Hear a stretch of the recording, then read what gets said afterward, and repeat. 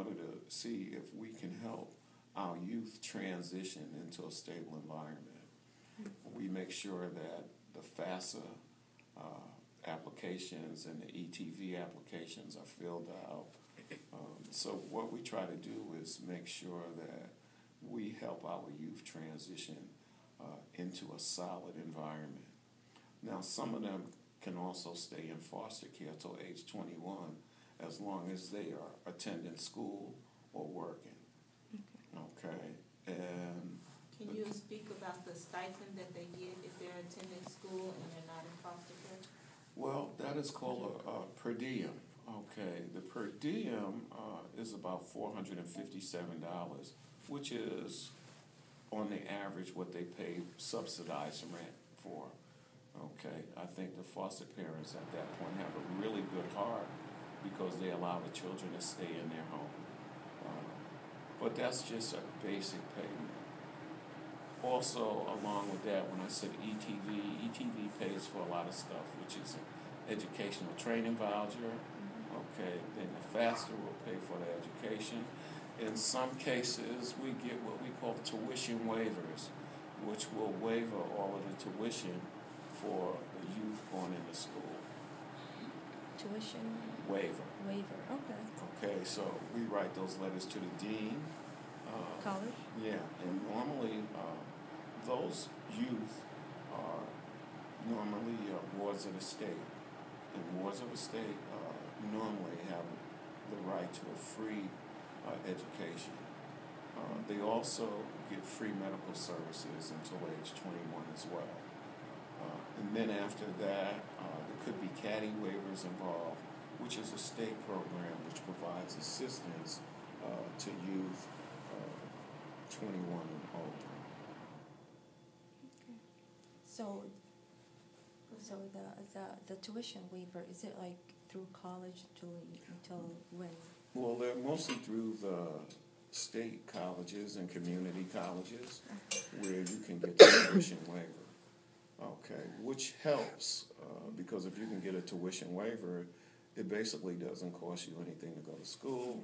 And if you're getting the education training vouchers, which each county has available, that money could go to food, it can go to paying car insurance, laptops, as long as you're at least a part-time student in college.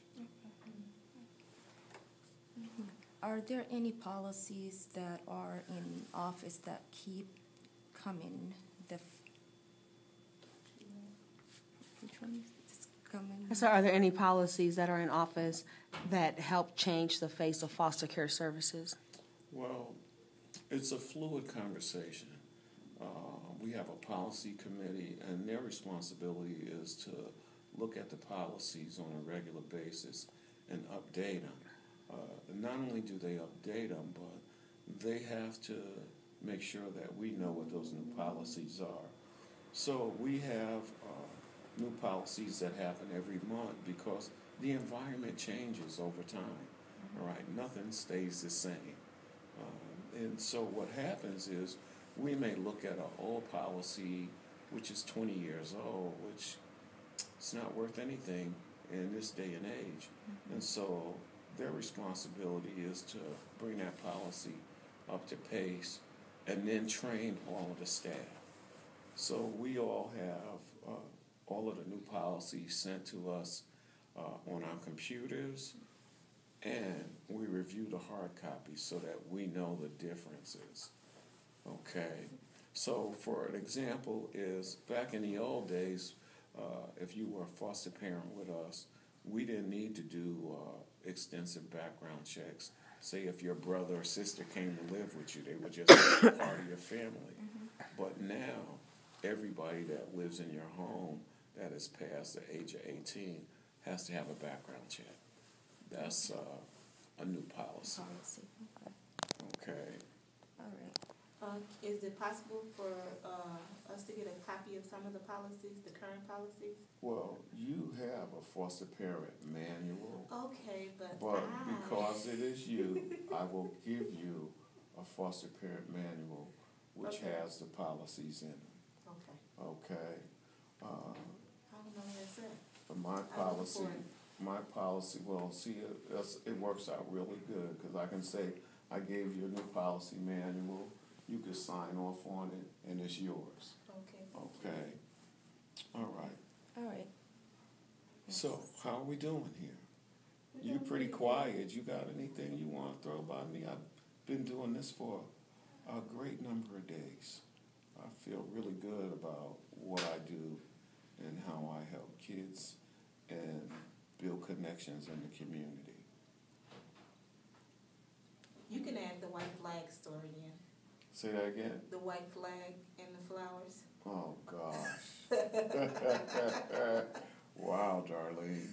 Man. Do you even remember it? I don't, Darlene. It's been, I got so many stories after, but just think you were a kid. I'm 60 years old now.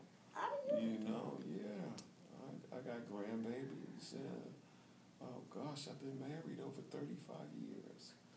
So I just remember when you was 18. Okay, you don't remember the white flag when I chopped you up after I had that baby and I had to leave the baby in the hospital? Oh, and Lord. You called me talking about you were my new social worker. Oh, gosh. Man, Darlene, you was living in South Minneapolis then. Yeah. I'm like, nobody told me I had a new worker. Yeah. He goes, well, I said, let me talk to the lady that I had before. Because you had Catherine. Mm-hmm. I told him, let me talk to the lady I had before. And she's gone. So when I came home, when he finally came to visit me, I wouldn't talk to him. So finally, I had made an appointment with him when he came to visit me. He showed up at my door first he sent flowers.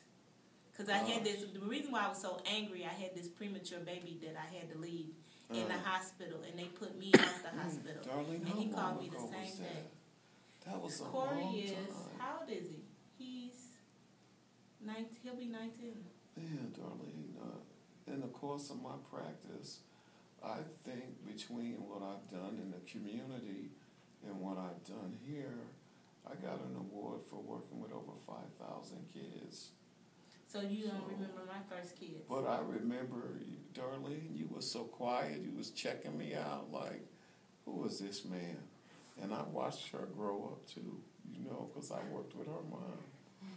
That's why I had to take a double look at her, Gosh. You don't remember